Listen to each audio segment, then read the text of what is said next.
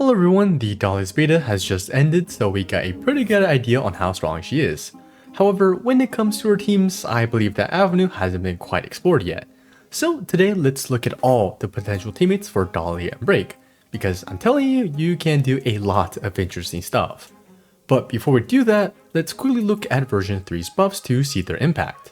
By the way, version 5 just passed and both it and 4 had nothing. Now, there were two notable changes in version 3. The first is to her ult's toughness, which was reduced by 10, but it was actually omega buffed because of her Trace 3. Now, when fire allies implant a weakness on enemies, that attack on the implanted enemies deals 20 more flat toughness damage. Now this is awesome for Dahlia because of how her ult's toughness damage is split. Prior to this, if there were 5 enemies, you'd literally do 9 toughness damage to each enemy for a total of 45, which is pretty tiny. But now, because you're implanting a flat 20 to all, it'll now be dealing 130 in an AoE situation and 50 in single target. Literally a straight buff in every manner, damage and utility wise. However, this is any fire ally, which right now also affects Firefly. So how impactful is this? TLDR, this was an outright 17% damage increase for Firefly in a blast scenario and 34 in single target. Now this is great for Firefly mains, but it is a bit of a shame for the others. With that out of the way though, let's see the best units to pair with Dahlia and Break. To do that, we're going to be using two tier lists today. That's because we can replace both DPSs and supports, and thus they deserve their own charts. So starting with the supports, and at the top of our list, we have Constance, who is the only must-have Break. Because of her ability to let allies deal damage while enemies have their toughness up, this technically can double or even triple Break's current damage per action value, which of course is pretty insane. That's also not to mention how she provides 50% break efficiency, a 60% super break multiplier for her and the carry, 30% speed if anyone implants a weakness, and a lot of break effect if you decide to use a sustain. As you can tell, she is the whole package of what a break DPS would want. She also implants weaknesses and deals a good amount of toughness damage. So yeah, she's easily a 10 out of 10 for Break. After that though, the next core unit for Break is actually Fugue or Harmony Trailblazer. This is because when it comes to damage for Super Break, that Super Break multiplier is vital. Without these multipliers, you don't deal any damage when the enemy is broken. Technically speaking, anything above 0 means you can at least play Super Break, but I'd say that a good rule of thumb is 150 is the baseline where you ideally reach 250, but other amps are viable. But once you reach 250, it's fine looking at stuff like respen, vulnerability, or even true damage. So with Dahlia 60 and your break DPS having around 0 to 60, they still really want another support giving us that multiplier. In terms of performance, Fugue generally performs near identically to Harmony Trailblazer, but the way they reach said result is a bit different. Harmony Trailblazer has a higher super break multiplier and gives more break effect, while Fugue provides defense shred, omni toughness reduction, and the exo toughness mechanic.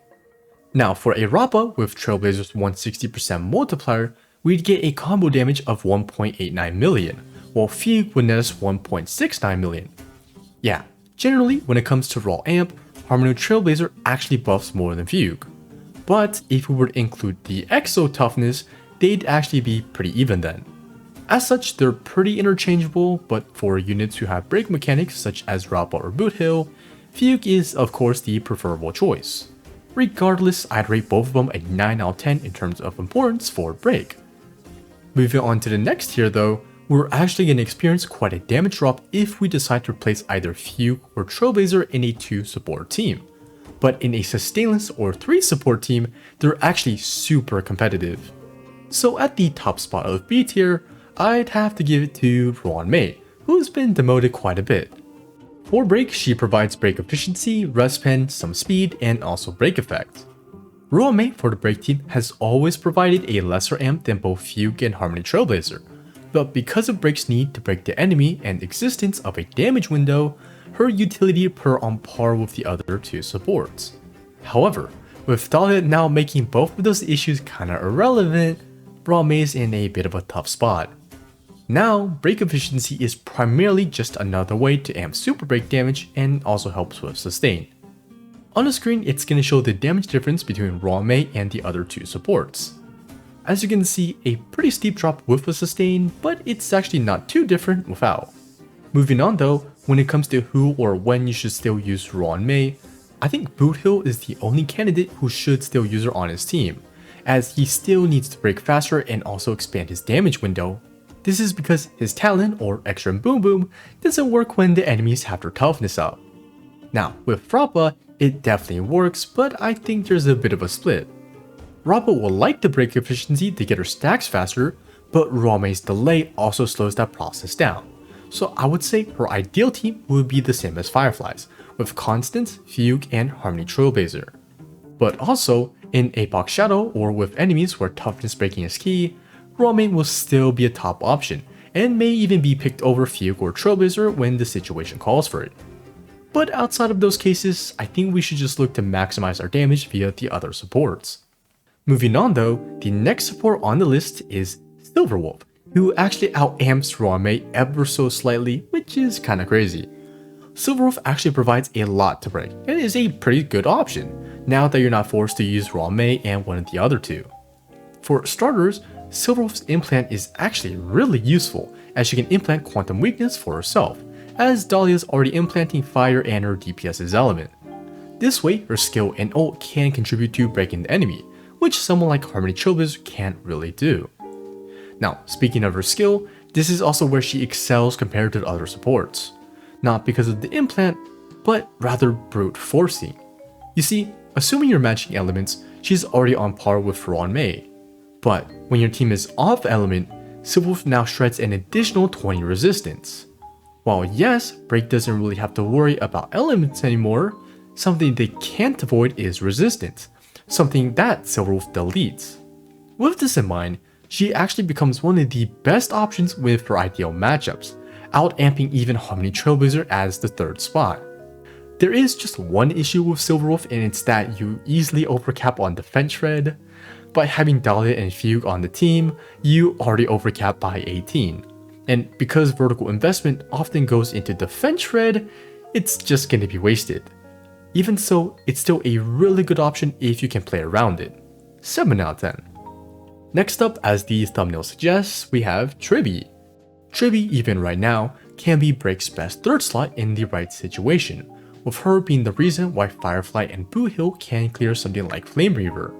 Unlike other supports, Tribbie has valuable amps which can't be easily overcapped nor are really diminished. With her ult's vulnerability and skills respen, amp-wise, she's just slightly below Ruan. So she's not quite optimal to play generally speaking, but when you're fighting quantum weak enemies, Tribbie will be sure to shred their toughness because of her follow-ups.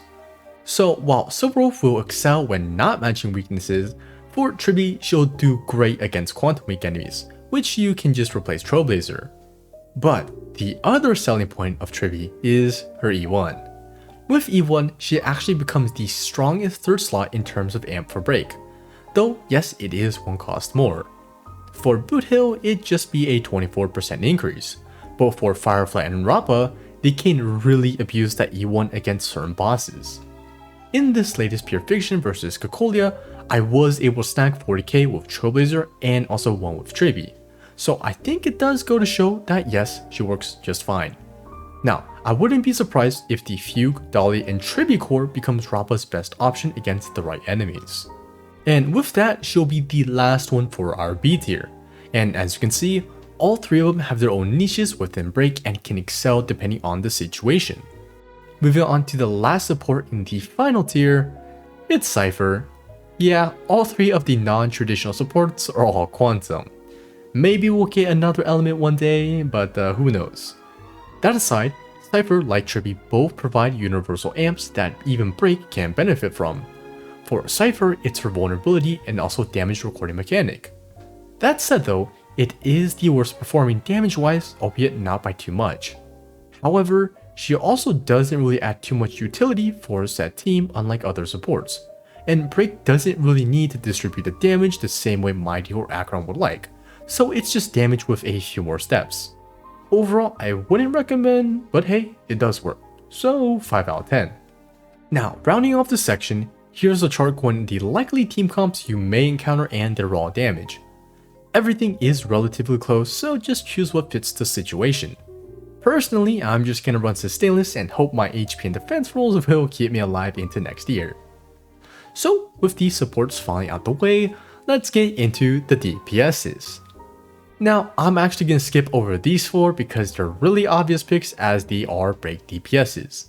The only interesting one of the bunch would be Firefly, who Dahlia has been tailored around, fixing Firefly's energy and uptime issue, and planting fire on adjacent enemies, and giving them basically permanent speed. Now, from what I've seen, all 4 of these should be able to easily clear the endgame modes, so let's get to the interesting picks. Starting with the 5th spot, we got Professor Anaxa, who's somehow found himself with even more supports. Anaxa surprisingly brings a lot to the table for break, as he boasts the highest base toughness reduction via his skill at 100 due to his 2 attacks. Now, he's actually super similar to Boothill. With no supports, Boothill deals 150 toughness at 3 pocket trick shots, which is 50 more than Anaxa. But when adding Dahlia to the mix, Boothill does 180 while Anaxa does 150, so only 30 less now, with there only being a 10 difference with Ruan Mei. Because of this, in terms of super break damage, they're actually pretty similar. However, because of Boothill's personal break multiplier, that actually does widen the margin in terms of damage. Another similarity with Boothill though is that both ults have an interruption mechanic, where if you use it on a boss's extra turn, it will interrupt them, which can greatly improve sustain in a sustainless team. Anaxa also implants everything, so supports like Trailblazer or even Tribbie can help break the bar even faster. Overall, I'd say that Anaxa is a pretty strong candidate who can deal solid toughness damage and even provide other amps when investing in Eidolons. While he won't be as good as the dedicated break DPSs, he's certainly a viable choice. Now, I would absolutely not recommend you to pull all the break units so you can run a break Anaxa. However, if you're a break main who happens to have Anaxa, it wouldn't hurt to try the team out. Also, I just want to throw in that Woe actually is pretty similar to Anaxa but doesn't do as much as him, so I won't be putting him on the list. Also in this tier, I'm gonna put main DPS Harmony Trailblazer, Cypher, Silverwolf, and also Tribbie. When it comes to the standard hyper carry team, we usually have 1 DPS, 2 amping supports, and a sustain. But with Break's inherent nature, everyone's already a DPS as most amps are AoE. As such, like a Tribbie, Robin, and High Ceiling Wheelchair Core, where you can slot in a normal DPS or ampers like Silverwolf or Pela, we can do the exact same thing with the Break Core instead. Instead of a main DPS like Firefly, this DPS will instead be more of a support, amping everyone else's damage, which is actually pretty viable. After that, we can move to the next tier, which I'll call the Pure Fiction Gang. Here, I want to put Himiko, Argenti, and Small Herda. Because of these 1.x units' outdated multipliers, they'd instead perform much better by just being break drivers as opposed to trying to use their OG kits. By the way, I just want to quickly mention, E2 Dahlia does insta-implant weaknesses when enemies spawn, so if you really love your Himiko, maybe look out for that. Now with Argenti, most people are probably familiar with his tiny ult spam to generate a lot of energy and clearing waves of ads. However, with the enemy HP kinda going through the roof, his traditional ampers low-key aren't providing enough for him to excel anymore. As such, you can instead just do the same thing but rely on super break multipliers instead of the crit ones, which as of now is actually pretty solid. So let's just hope HP inflation doesn't instantly ruin this. Now, Argenti's toughness damage doesn't really improve with his second ult, so just keeping it at 90 and spamming it will be the most efficient method. Sadly, this does mean he has a lot of wasted stuff in his kit, but hey, he's still a solid driver for break. Maybe we'll get an Argenti buff one day, but until then, you can just slot him in the break team. Small Herda also falls in the same category as Argenti, where with her lower multipliers, she benefits a lot from break's higher floor. Now, I probably am playing some footage in the background with break Herda, which low-key kinda slaps, but when the enemies aren't broken yet, she's kinda useless. But with Dahlia, she can just get over this hurdle and spam the hell out of her follow-up attacks because the super break damage will chunk the enemies to less than half. Also, we got Himiko, who would be chilling and closer to her Currency Wars version, so I don't want to dwell too long here. Now, lastly, we can move to the It Works tier. Starting off, we got Hunt March, which maybe you saw coming. I don't know, it's been ages since I've seen one of these. Surprisingly, her reappearance won't be because of follow-up or Fei Xiao, but rather break. Now, I doubt many people use the break variation, so let me just quickly explain what she provides. If March decides to designate a Harmony, Nihility, Preservation, or Abundance ally as Shifu, her basic and enhanced basic gain 100% break efficiency, so 20 for basics and 30 to 60 for her enhanced basic. Toughness wise, it certainly is on the lesser side, but when she launches a follow-up attack, her Shifu acts and that's another 10 toughness. At the same time, she also grants herself and her Shifu 10% speed, and another 36% break effect for them. Now, if you've watched Spooky Dream footage, then you know that her performance is actually pretty solid, 2 cycles versus the new MOC boss.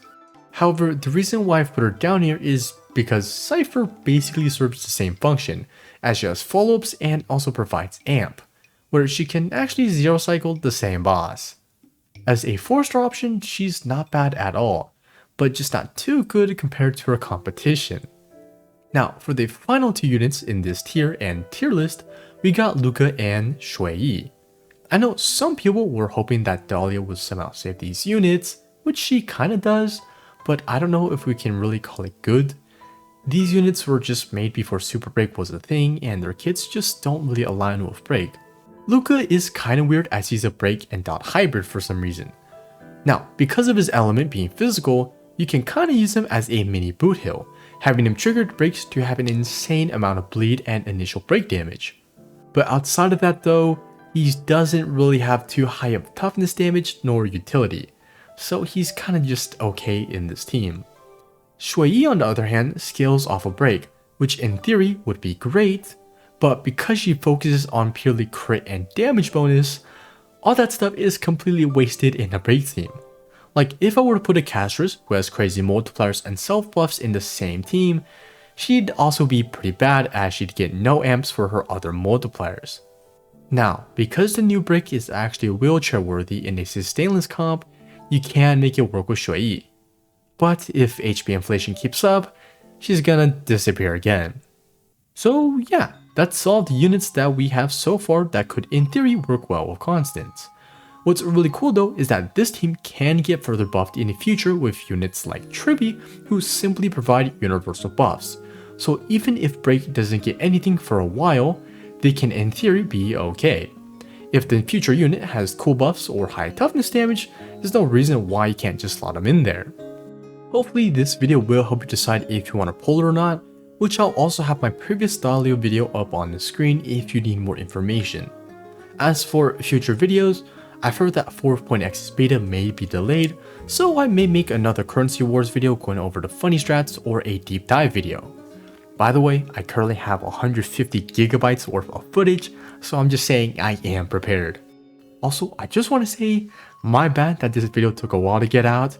I had a really bad writer's block for this video, which it was surprisingly hard to make. Hopefully it doesn't happen in the future again and I'll post a bit faster. But thank God this video's finally out. Besides that, I'll catch y'all in another video hopefully, and peace out.